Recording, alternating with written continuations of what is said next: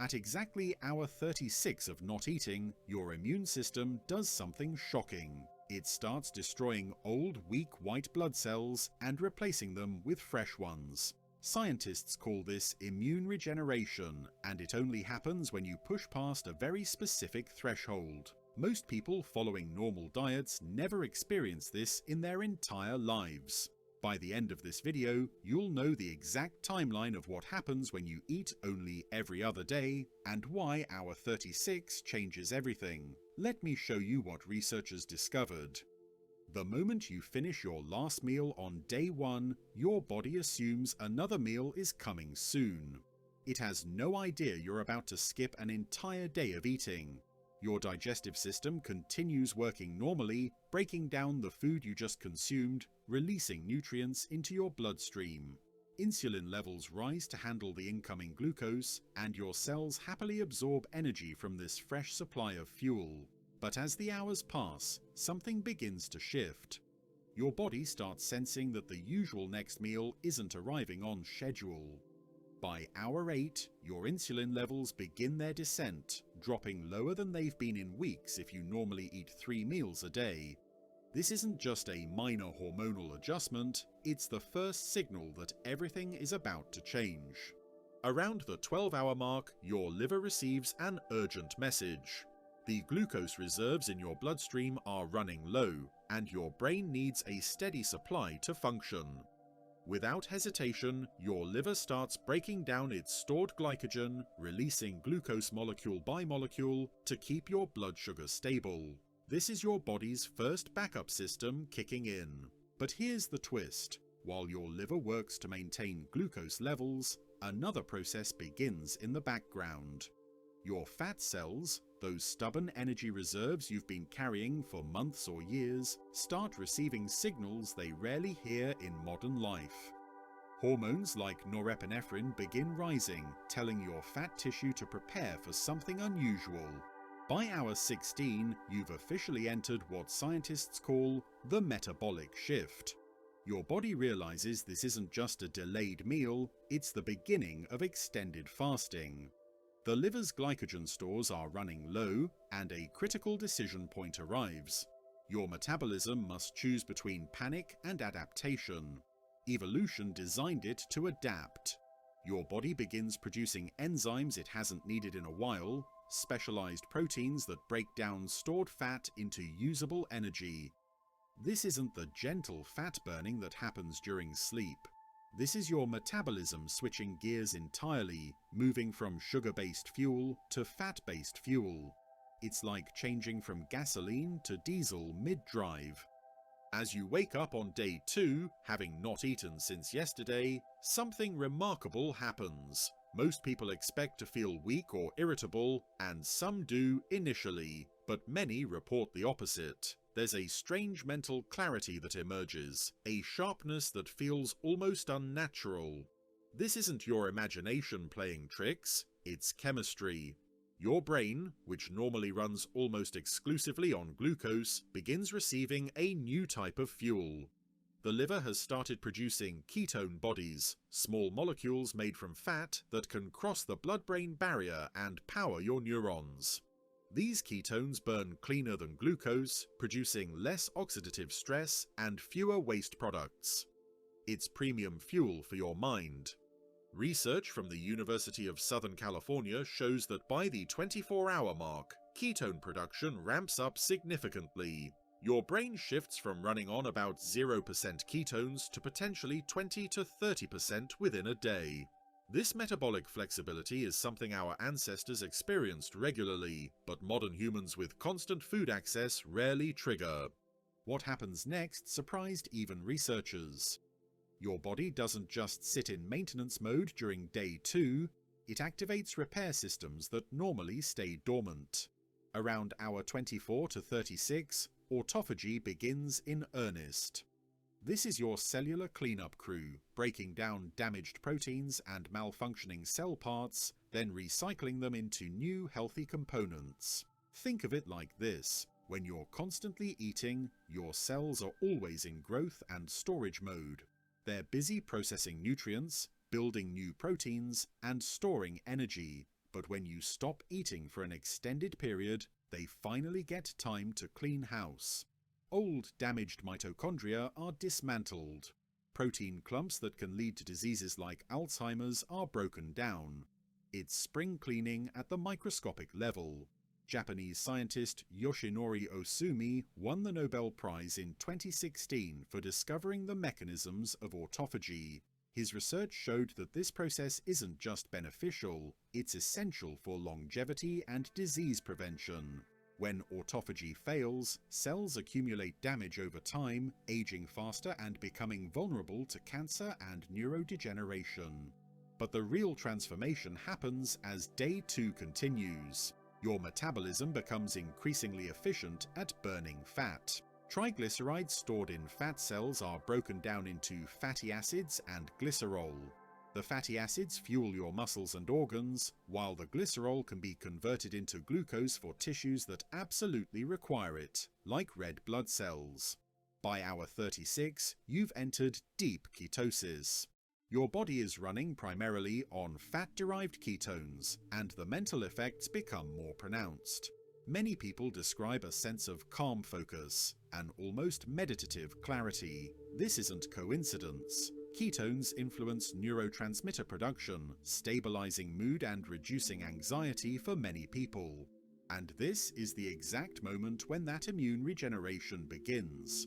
Studies from the University of Southern California discovered that at this threshold, your body starts breaking down old immune cells through autophagy. Then, once you eat again, stem cells activate to produce fresh, more effective white blood cells. It's like your immune system gets a complete software update. Your hunger, surprisingly, often decreases during this phase. The hormone ghrelin, which triggers hunger pangs, begins to stabilize after its initial spikes. Your body learns that food isn't coming and adjusts accordingly. This is the opposite of starvation, which triggers panic signals. This is controlled adaptation. As you finally eat on day 3, breaking your 48-hour fast, your body responds with remarkable precision. The first bite sends signals cascading through your system. Insulin rises to handle incoming glucose. Digestive enzymes, which have been resting, spring back into action. Your stomach, empty for 2 days, carefully processes this new food. But here's what nobody tells you about refeeding after alternate day eating. Your body has become more insulin sensitive during the fast. That means the same amount of food now triggers a more efficient insulin response. Your cells absorb nutrients more effectively, and less insulin is needed to manage blood sugar. This improved sensitivity is one of the key benefits researchers have documented. The nutrients from your meal are absorbed with unusual efficiency. Your gut, having rested for 48 hours, processes food more thoroughly. Your liver, which has been busy making ketones, now switches back to storing glycogen and processing incoming nutrients. The transition is seamless, showing how metabolically flexible the human body truly is. What happens over the following weeks of alternate day eating is where science gets really interesting. Researchers at the University of Illinois Chicago studied people following this pattern for 8 weeks. They found significant fat loss, but that wasn't the surprising part. The participants maintained muscle mass better than expected, and their markers of inflammation dropped dramatically. Your metabolism doesn't slow down the way many fear. In fact, studies show that alternate day fasting can maintain or even slightly increase metabolic rate in some people. This happens because growth hormone levels can increase up to 5-fold during fasting periods. Growth hormone protects muscle tissue and encourages fat burning, creating a metabolic environment that traditional calorie restriction doesn't achieve. But here's where it gets complex. The hormonal changes go beyond just insulin and growth hormone. Adiponectin, a beneficial hormone released by fat cells, increases during extended fasting periods. This molecule improves insulin sensitivity and has anti-inflammatory effects throughout the body.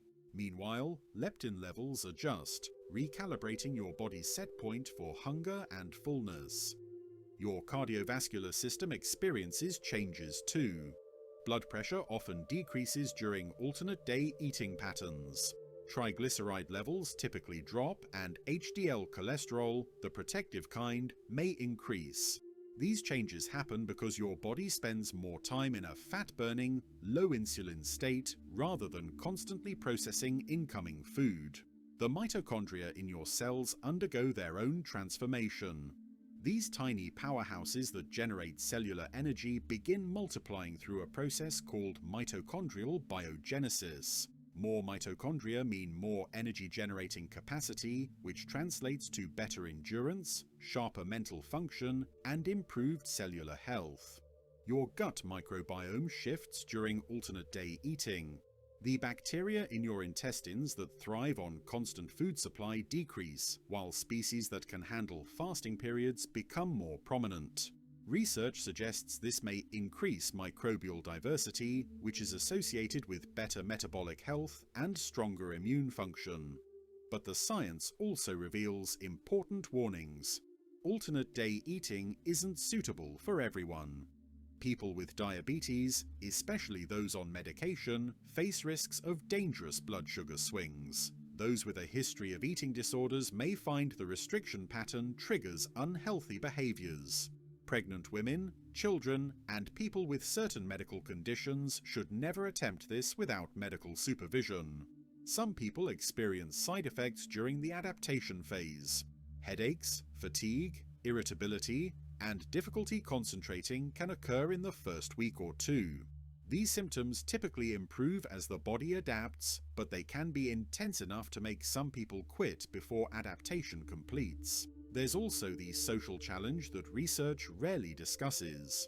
Eating only every other day means skipping family dinners, declining lunch invitations, and explaining your unusual eating pattern to confused friends. The psychological aspect of food restriction can weigh heavily, even when the physical adaptation goes smoothly. Yet for those who adapt successfully, the long-term effects can be profound.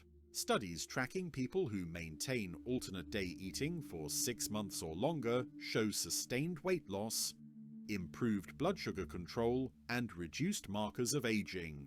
Some researchers speculate this pattern may activate longevity pathways similar to those seen in calorie-restricted animals that live significantly longer. The cellular changes accumulate over time. Autophagy continues with each fasting cycle, gradually clearing more accumulated cellular damage. Inflammation markers like C-reactive protein often decrease progressively, and the metabolic flexibility, the ability to switch efficiently between burning sugar and fat, becomes increasingly refined. Your relationship with food transforms in unexpected ways. Many people report that meals on eating days become more satisfying, more appreciated. The act of breaking a 2-day fast turns ordinary food into something almost ceremonial. This heightened awareness and gratitude for food is a psychological benefit that studies are only beginning to explore. But perhaps the most fascinating discovery is what happens to your sense of hunger itself. Over time, many people following alternate-day eating report that hunger becomes a different sensation. It's no longer an urgent demand, but a gentle signal. They learn to distinguish between true physiological hunger and the habitual emotional cravings that drive so much modern eating. The science of eating every other day reveals something profound about human biology. We're not designed for constant abundance. Our bodies evolved with built-in systems to thrive during periods without food, systems that include cellular repair, metabolic flexibility, and enhanced mental clarity. Modern life, with food available every hour of every day, never allows these ancient mechanisms to activate.